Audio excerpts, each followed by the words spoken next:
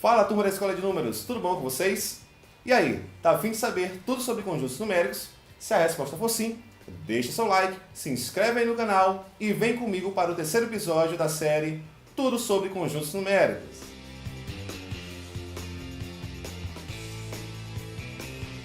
Neste terceiro episódio vamos estudar o conjunto dos números racionais. Se você ainda não assistiu o episódio número 1 e o número 2, que trata de números naturais e números inteiros, vá na descrição do vídeo, clica no link, assiste as duas aulas e volta para cá para aprender tudo sobre o conjunto dos números racionais. No conjunto dos números racionais, a representação dele vai ser utilizado a letra Q, novamente com um traço, para diferenciar do Q convencional. E este Q, ele tem um motivo. Por que você utiliza a letra Q no conjunto dos números racionais? Simplesmente porque a letra Q, ela vem de quociente.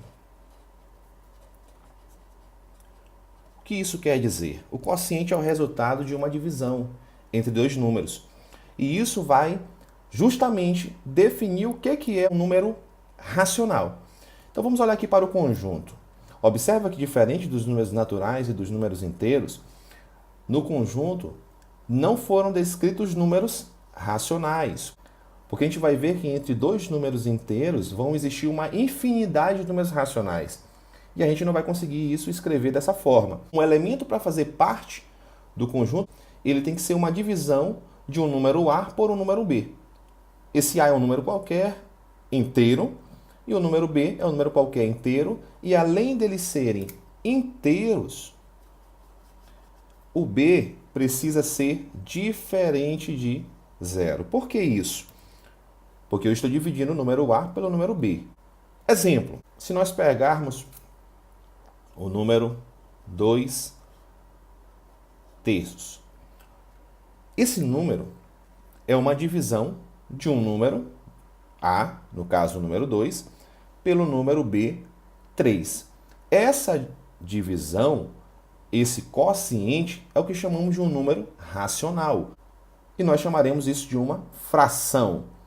2 terços. Então, todo número racional, ele pode ser escrito em forma de fração. Se algum número não puder ser escrito em forma de fração, ele não será racional. Ele será irracional.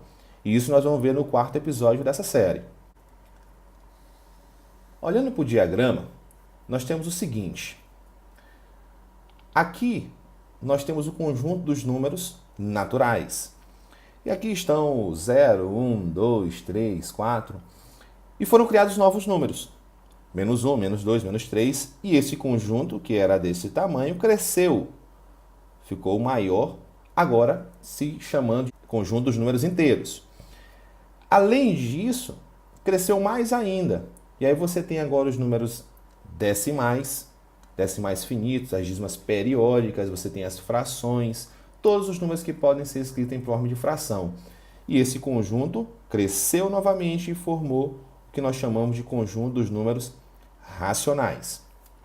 Olhando agora na reta numérica, o conjunto dos números racionais, você vai ver que tem uma diferença muito grande em relação ao conjunto dos números naturais e dos números inteiros, que entre dois números inteiros, nós vamos ter uma infinidade de números racionais. E aqui eu destaquei alguns desses números, para a gente ver que entre dois números inteiros existem muitos números. Por exemplo, a gente pode pegar aqui o menos 2,8. Então aqui nós temos menos 2,8. Um número decimal, e esse número pode ser escrito em forma de fração. Ou a gente pode pegar aqui, por exemplo, o 1,5, 1, 2, 3, 4, 5. Ao invés de escrever em forma de decimal, a gente pode escrever assim, 3 meios. E se você efetuar a divisão de 3 por 2, você vai ter 1,5. Outro número racional. E tudo que a gente já viu em relação aos naturais e aos inteiros continua valendo aqui nessa reta numérica. Transformação. É importante você aprender a transformar números racionais fracionários na forma decimal e aprender a transformar números na forma decimal para a sua forma fracionária. Quando você tem um número fracionário que quer transformar para a forma decimal, basta você dividir um pelo outro. Por exemplo, 8 dividido por 5. Nós temos 1 vezes 5, 5, para 8, 3. O 3 ele não pode ser dividido por 5. Acrescentamos um zero e uma vírgula no quociente. 30 dividido por 5, 6. 6 vezes 5, 30. Para 30, o resto é nada. Então, 8 dividido por 5, nós temos 1,6. Esta é a forma decimal desta fração. E se você quiser fazer o processo inverso, basta seguir este procedimento. 1,6 igual. Você vai eliminar a vírgula do número e dividir por 10, 100, 1000, 10.000. A quantidade de zeros vai ser determinada pela quantidade de casas decimais. Como 1,6 tem apenas uma casa decimal, vai ter apenas um zero, o número que eu vou colocar aqui embaixo. Então, 1,6 é igual a 16 décimos. E aí você pode simplificar, e isso já é uma outra aula, tudo sobre frações. E aí a gente vai explicar tudo o que você precisa saber de frações. Lembrando que esse número acima da barra nós chamamos de numerador. E o número abaixo da barra nós chamamos de denominador.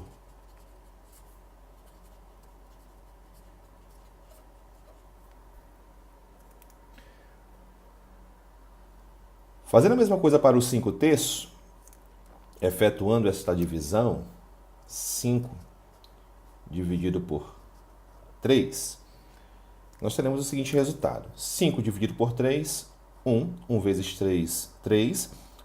Para 5, 2.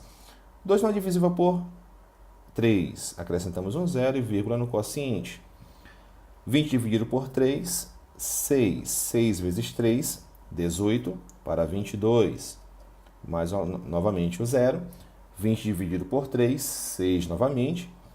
E observe que isso vai acontecer agora de maneira contínua. 6, 6, 6. E isso aqui não vai parar.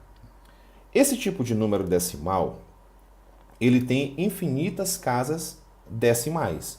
Então, nós temos aqui 1,666 e assim sucessivamente, né? E esse número nós chamamos de dízima periódica. Número decimal que possui infinitas casas decimais com uma repetição de um período. Então, esse 6 é o que chamamos de período. 6, 6, 6, 6. E é importante agora, no conjunto dos números racionais, aprendermos a trabalhar com dízimas periódicas. Então, vamos lá. As dízimas periódicas possuem duas partes. Esta parte, que é a parte inteira,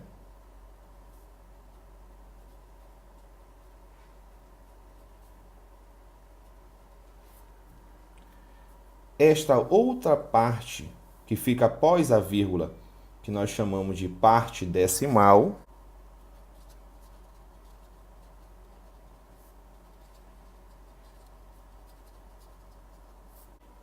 e o que chamamos de período. O que é período numa dízima periódica? É aquela parte que se repete. Então, você tem aqui o 34. 1,34, 34, 34. Isso aqui nós chamamos de período. E esse tipo de dízima periódica nós iremos chamar de dízima simples, dízima periódica simples. Dízima periódica simples. Esta outra dízima periódica, ela já tem algo diferente em relação à nossa dízima anterior. Observa que eu tenho 3,1222222 e o 1 não se repete. Ou seja, o 1 é um elemento que está após a vírgula, mas não se repete. Ou seja, ele não faz parte do período. Nesse caso, o período é o número 2.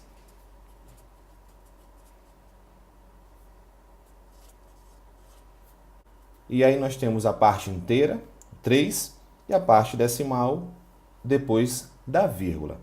Esse elemento que não se repete faz com que essa dízima ela seja chamada de dízima composta. Então, toda vez que eu tiver um elemento que não se repete após a vírgula em uma dízima periódica, nós iremos chamar essa dízima de dízima composta. Mas e aí? Todo número racional pode ser escrito em forma de fração. E como é que a gente faz para pegar uma dízima periódica e transformá-la em forma de fração? Quando transformamos a dízima periódica em fração, essa fração nós chamamos de fração geratriz. Então vamos aos exemplos.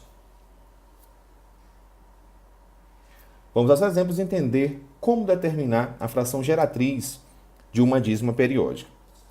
Nós temos duas situações. Uma dízima periódica, ela pode ter a parte inteira 0 ou ela pode ter a parte inteira diferente de 0. Em cada uma das situações a gente vai fazer de maneira diferente. Então preste atenção.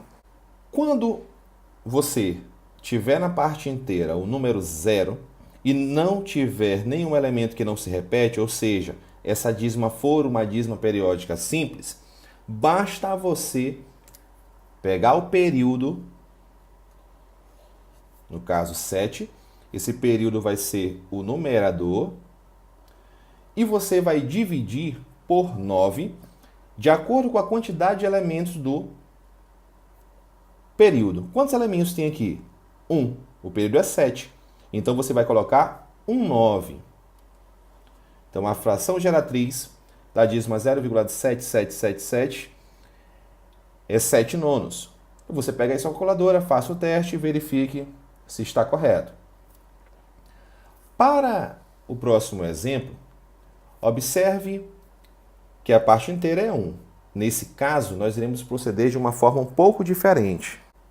O período é 34.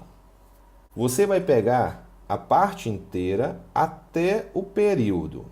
Isso vai formar um número, 134. Você vai colocar no numerador da fração geratriz, 134. Além disso, você vai subtrair a parte inteira, menos 1. E vai dividir por uma quantidade de 9 de acordo com o período. Quantos elementos tem no período? 2. Então, você vai dividir por 99. Organizando, 134 menos 1, nós vamos ter 133 dividido por 99. Então, essa é a fração geratriz da dízima periódica em questão. Próximo exemplo. Observa que aqui você não tem mais uma dízima periódica simples. Apareceu um número que não está no período e você também tem a parte inteira. Então, como é que nós vamos proceder quando isso acontecer?